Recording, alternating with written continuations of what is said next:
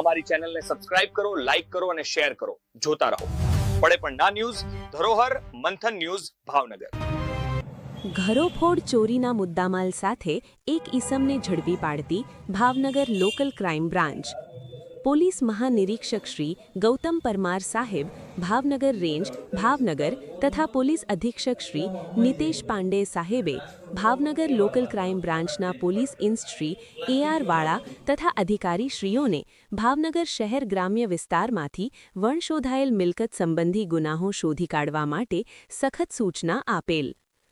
તારીખ 25/2/2026ના રોજ Bhavnagar local crime બ્રાન્ચના માણસો ભાવનગર શહેર વિસ્તારમાં વણશોધાયેલ મિલકત સંબંધી ગુનાહોના શકદારોની તપાસમાં હતા.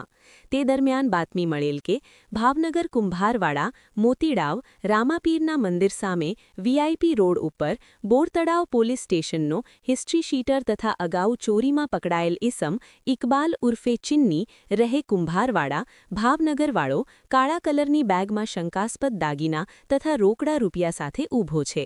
તે દાગીના તથા રોકડા રૂપિયા તે કયાંકથી ચોરીથી અથવા છળકપટથી મેળવેલ હોવાની શંકા છે. જે બાતમી આધારે તપાસ કરતા નીચે મુજબના